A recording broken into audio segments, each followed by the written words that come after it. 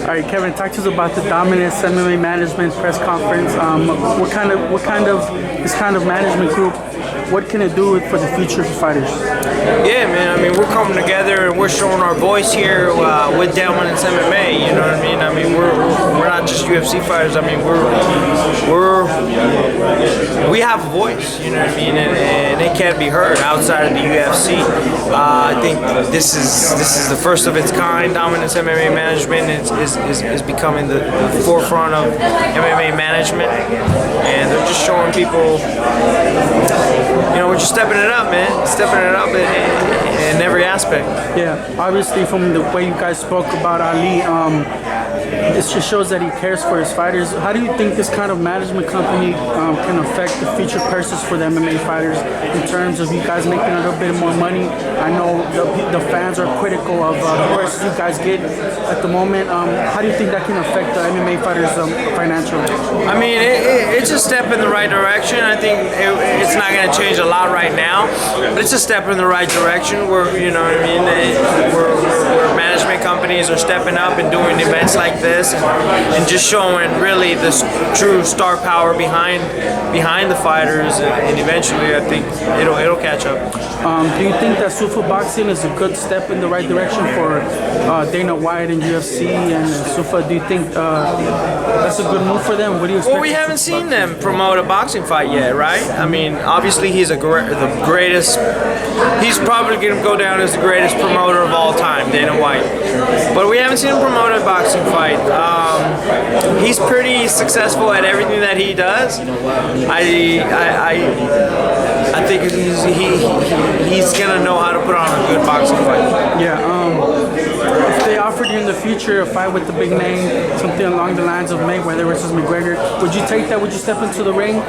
Make it like a MMA versus? Listen, Canelo just fought. I was gonna fight a light heavyweight. I'll cut down a light heavyweight and fight Canelo. Yeah. You know what I mean? So I'll make that fight. Although I'm a big fan, man. I mean, I will. I love him. I love his team. I love what he's done in the sport. But it would be an honor for me to be able to do that. What do you think of his fight? He's stepping up to weight divisions. You know, as a fighter, going up in weight, it can be a little bit more challenging. What do you make of him making that jump? Yeah, man. I mean, he's doing something only a few fighters have ever done it. You know, I think 4 or 5 different weight classes in boxing. World champion. It's a big task to ask. You know, Mikey Garcia didn't have a really good outing with her. Right? He didn't really have a good outing moving up a weight class. You know, he didn't really look like himself. It was really a disappointing performance. But I think if Canelo can come up, step up, and fight the way that he does at a higher weight class against a much bigger guy like I think Kovalev, then man, he's just gonna be, without a doubt, the pound-for-pound greatest boxer in the world. What would that rank him amongst the all-time Mexican greats? It'd put him up there, man. I mean, it put him up there, but I mean, there's been some Mexican greats. We can't disregard them either. Yeah, definitely, they deserve the respect. Israel Adesanya, you've been in the octagon with him. What did you make of his performance this past Saturday, I think? Yeah, he looked great. He looked phenomenal. He looked like he usually does. Really good. Whereas Rob, he was really, his performance disappointed me. You know, he went in there and he didn't look as sharp as I thought he would be. And it was kind of really disappointing to see him perform the way that he did. I expected a lot more, and it was disappointing. Yeah, you thought he was going to do a better fight against Israel in terms of bring out what he can really do? Or well, he talked a lot. I talked a lot. You know what I mean? He talked about how I was able to get in there and mix it up with him, and he said he was going to be able to do a better version of that.